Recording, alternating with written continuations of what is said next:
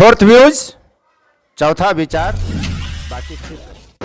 कहते हैं कि कभी कभी मनुष्य के जिह्वा पर सरस्वती बसती है और 100% सत्य बात जुबान से निकल जाती है। क्या ऐसा ही सुप्रीम कोर्ट के प्रधान न्यायाधीश के साथ है? मैं उपेंद्र कश्यप, आप देख रहे हैं फोर्थ व्यूज। आज हम न्याय की बात करते हैं। भारत में जो न्याय व्यवस्था है उस पर एक बड़ी बात प्रधान न्यायाधीश एन.वी. रमन्ना ने कही है। उन्होंने यह कहा है कि मौन रहकर पीड़ा सहते रहती है इस देश की बहुत बड़ी आबादी। किसी न किसी संसाधन या संपर्क के अभाव में वह न्याय मांगने न्यायालय तक पहुंचती ही नहीं है। यह 200% सत्य बात है। समस्या कहाँ है?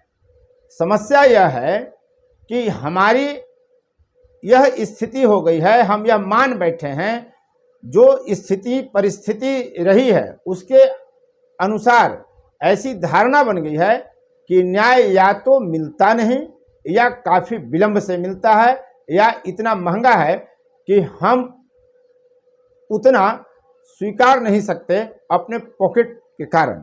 चूँकि हमारे पास पैसा इतना नहीं है कि हम न्यायालय जाएं न्याय मांगने, और इसीलिए जब तब आप देखते होंगे कि बहुत सारे मामले ऐसे आते हैं जहां न्याय आर्थिक रूप से जो मजबूत पक्ष है उसके पक्ष में खड़ा दिखता है और जो उस मामले का कमजोर व्यक्ति होता है आर्थिक रूप से वह न्याय से वंचित रह जाता है। हालांकि यह भी उतना ही सत्य है कि न्याय से जो वंचित रह जाता है उसके पक्ष में कागजात या सबूत कम होते हैं और वह इसका आर्थिक रूप से जोड़ देता है कि हमारे पास चूंकि पैसा इतना नहीं था कि हम अच्छे वकील रख सकें।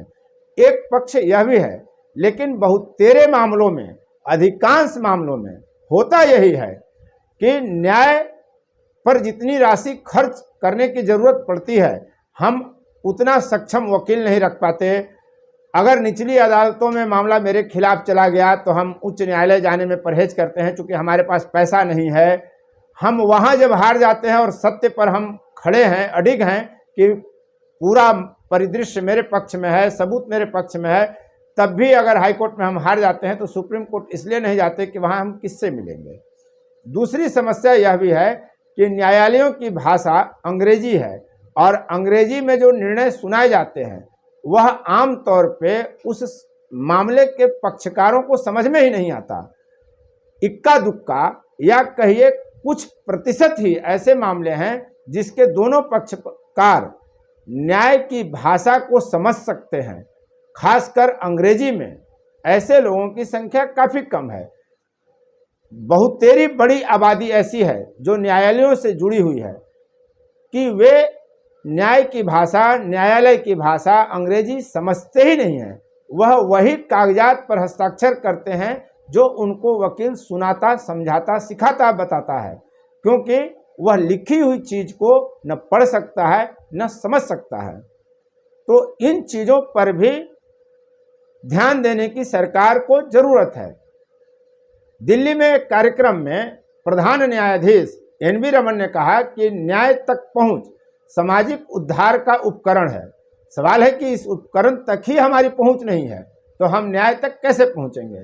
उन्होंने कहा कि जनसंख्या का बहुत बड़ा हिस्सा ऐसा है जो न्यायालय नहीं पहुंच पाता।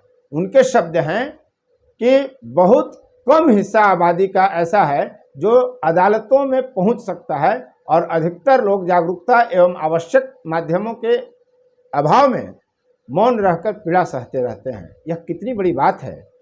पूरी आबादी जिसको न्याय की ज़रूरत पड़ती है, थाना से लेकर प्रशासनिक महकमे तक और फिर न्यायालयों के चक्कर में निचली अदालतों से लेकर सुप्रीम कोर्ट तक, इसीलिए वह नहीं जा पाता है न्याय मांगने, क्योंकि उसके पास अभाव है और वह बेचारा बन जाता है, मौन रहकर पीड़ा को सहता है। यह पूरी बात प्रधान न्यायाधीश ने स्पष्ट कह दिया है।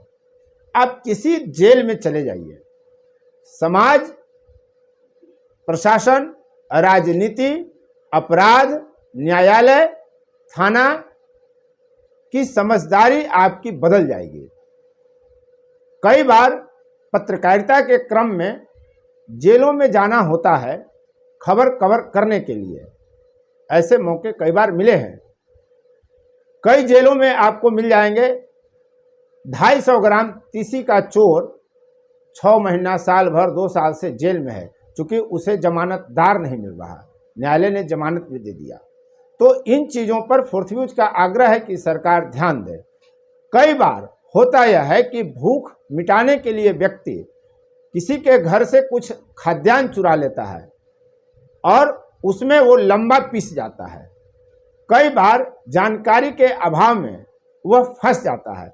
जैसे एक ताज़ा मामला हमारे पास यह आया था कि एक व्यक्ति ने मोबाइल मांगा और उसने कहीं कॉल कर दिया और फिर वह मोबाइल उस दुकानदार को वापस कर दिया।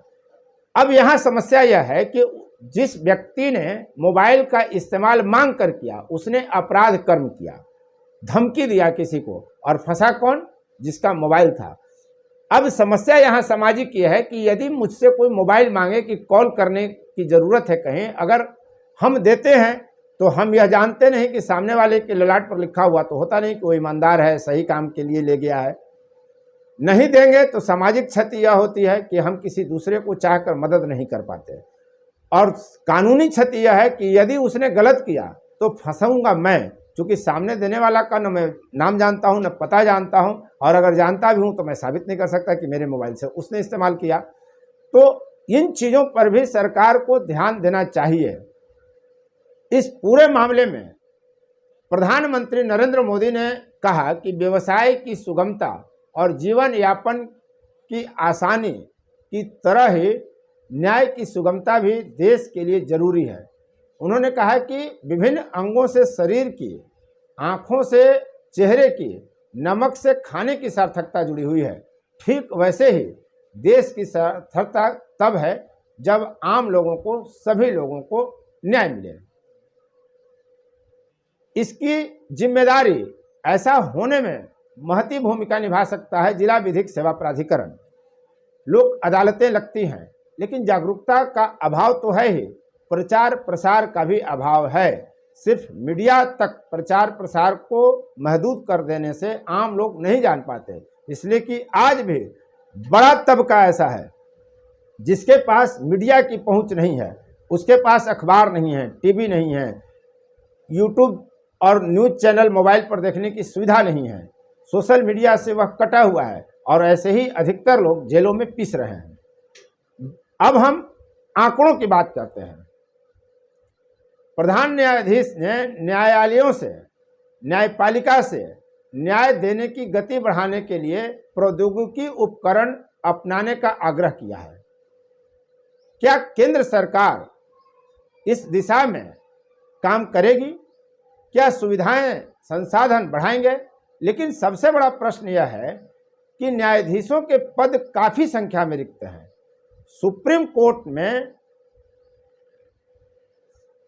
न्यायाधीशों के 34 पद स्वीकृत हैं। 1 सितंबर 2021 के आंकड़े के अनुसार तब 1 पद वहां रिक्त थे, लेकिन उसके अधीनस्थ न्यायालयों की स्थिति बड़ी बदतर है।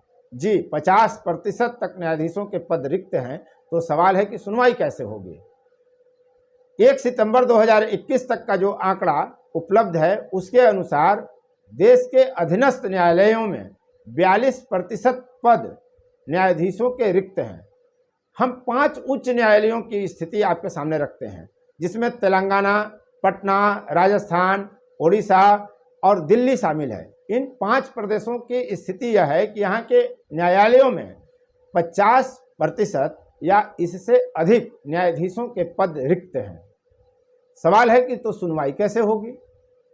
सरकार यदि न्यायाधीशों के पद ही रिक्त रखेगी तो फिर निर्णय कौन सुनाएगा?